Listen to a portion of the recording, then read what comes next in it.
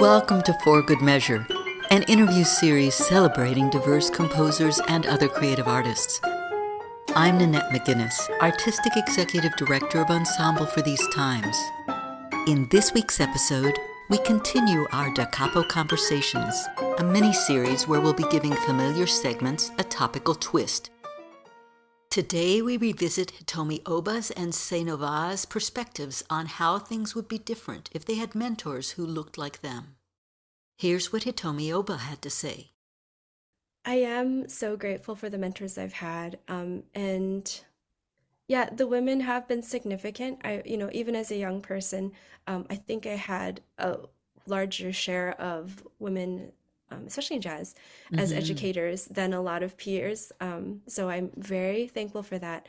There were like maybe a couple mothers, who people who had children while I was studying with them. Right. But yeah, definitely. I have never studied with an Asian American mother. Right. It's so I definitely would have appreciated having more mentors. I think subconsciously it would have normalized it for me a lot more to think, Right.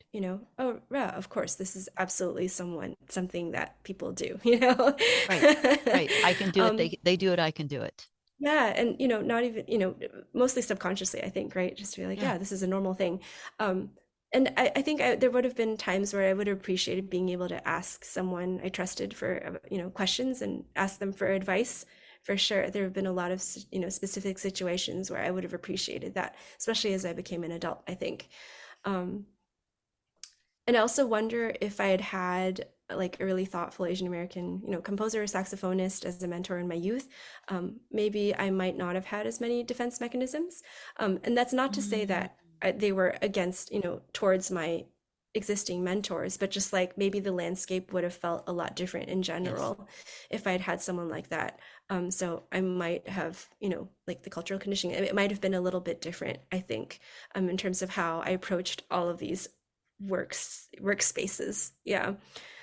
But also, you know, there's also the thing of it being like, even if there had been someone like that, assuming that this had been one person, who had been an Asian American, woman who was a saxophonist and composer, maybe a mother as well, assuming that there was like maybe one person like that in the landscape, and she was still in the minority, then I'm wondering if in like society's eyes it would have trivialized my work a little bit and boiled it down to our shared traits, you know?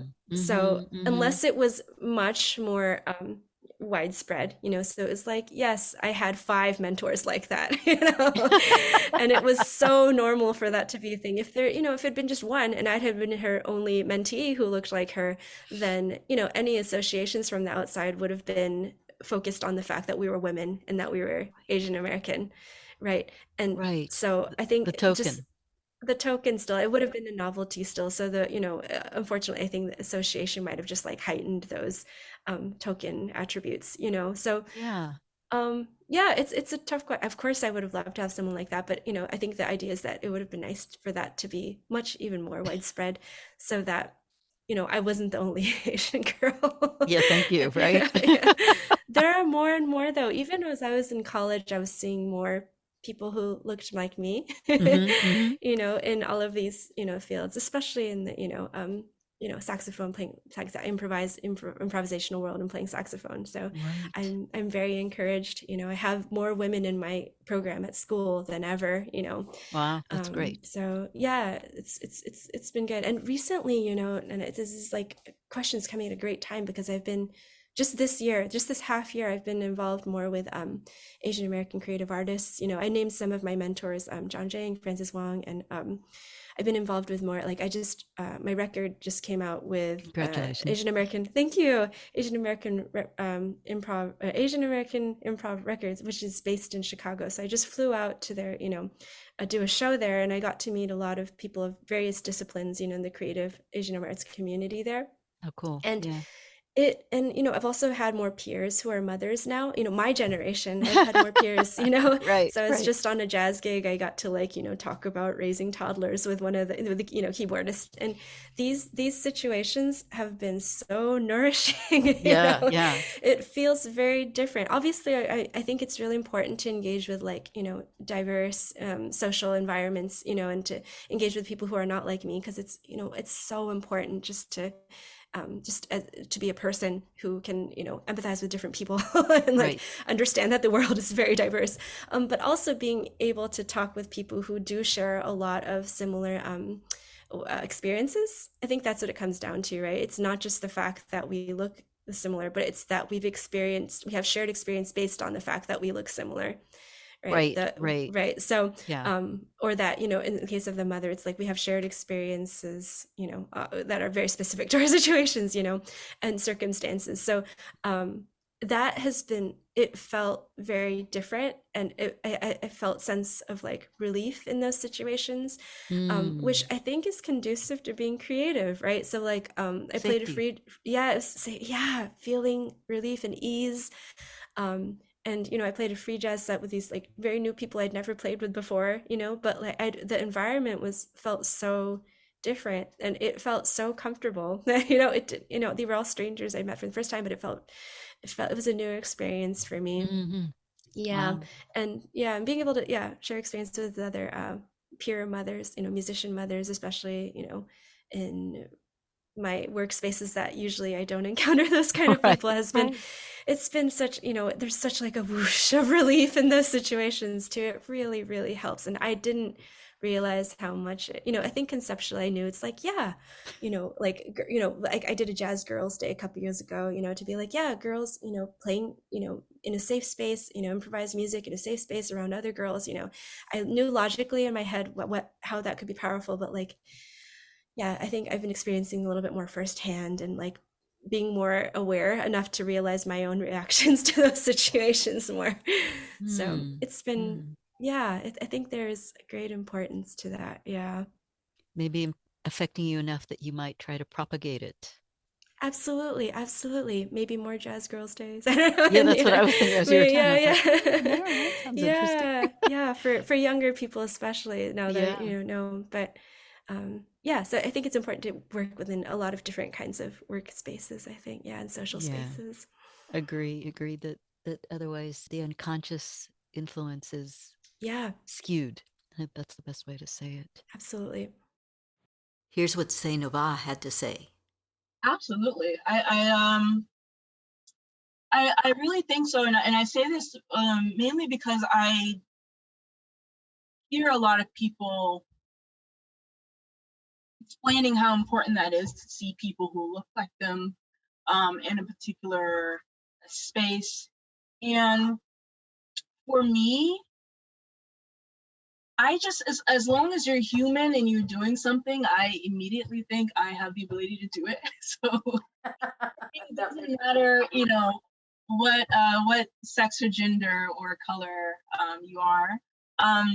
But I will say that I go out of my way because given, if we look at the disparities, let's say, of Black composers or disparities of any other non-white composer in the Western hemisphere, it's obviously because of the disparities in other aspects. It's just it's not yet an equal opportunity to either get the music education or the exposure or whatnot. So I think that also like support family to support community to the resources. So I feel like when I do see people of color who are composers and they're out there essentially doing or trying to do what I am doing, which is self-expression and art creation, I'm going to support it regardless. To me, as long as it's authentic, yeah, I'm going to be there. And I do know how important it is for other people to see role models. I mean, whether it's, I hear women talk about how it's important for them to see women in leadership at companies and so forth, or to be people of color and in a professor role. So I support it. For me, it's also inspiring.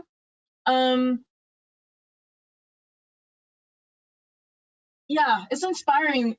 But I have to say, like, it's never been where I felt like I couldn't accomplish anything because there wasn't a Black woman.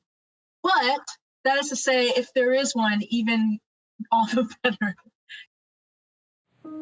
Thank you for listening to For Good Measures Da Capo Conversations, and a special thank you to our guests for joining us today. If you enjoyed this episode, please subscribe to our podcast by clicking on the subscribe button, and support us by sharing it with your friends, posting about it on social media, and leaving us a rating and a review. To learn more about E4TT, our concert season online and in the Bay Area, or to make a tax-deductible donation, please visit us at www.e4tt.org. This podcast is made possible by grants from the California Arts Council, the San Francisco Arts Commission, Grants for the Arts, and generous donors like you. For Good Measures produced by Nanette McGuinness and Ensemble for These Times, and designed by Brennan Stokes, with special thanks to co-producer and audio engineer Stephanie M. Neumann. Remember to keep supporting equity in the arts and tune in next week for Good Measure.